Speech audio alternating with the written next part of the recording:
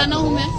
अच्छा, क्या दिक्कत, किस तरह की दिक्कत पेश आई आपको यहाँ पे भी? देखिए, यहाँ पर सबसे बड़ी दिक्कत ये है कि पुलिस प्रशासन हम लोगों से तो कोई बात नहीं कर रहा है यहाँ पर कि आप एहतजाज न करिए, प्रोटेस्ट न करिए, लेकिन अंदर खाने ये क्या कर रहे हैं कि हम लोगों को जो बेसिक नीड की चीजें हैं, कंबल है, तिरपाल है, बिछा के बैठने वाला, खाने पीने की चीजें हैं, उन चीजों से वंचित किया जा रहा है। हमारे जो भाई यहाँ पर लाकर हमारी मदद करना चाह रहे हैं, उनको पुलिस बदतमीजी उनके साथ कर रही है, दुर्व्यवहार करके उनको अरेस्ट करके ले जा रही है। सिर्फ क्यों? वो हमारी कमर तोड़ना चाहते हैं, ये सोच करके हमारा मनोबल तोड़ रहे हैं कि इनके घर के मर्दों को हम उठा करके ले जाएंगे तो ये लोग टूट जाएंगी। लेकिन ये जान ले योगी की पुलिस कि किसी भी हाल में हम पीछे हटने वाले नहीं है। हम जब घर से निकले हैं इस परचम को बुलंद करके कि हमको इस काले कानून के खिलाफ लड़ना है, इसको वापस कराना है, तो हम इसके लिए कोई भी कीमत चुकाने को तैयार है। ये छोटी मोटी अरेस्टिंग करके ये कितने लोगों को अरेस्ट करेंगे? ये वक्त आने वाला है जो यहाँ जितनी महिलाएं बैठी हैं और जितनी घरों के अंदर है, ये सब एक साथ जेल भरो आंदोलन करेंगी। अभी सोचा क्या है सरकार ने? ये थोड़ा है, अभी बहुत कुछ होना बाकी है। मैं यही कहूंगी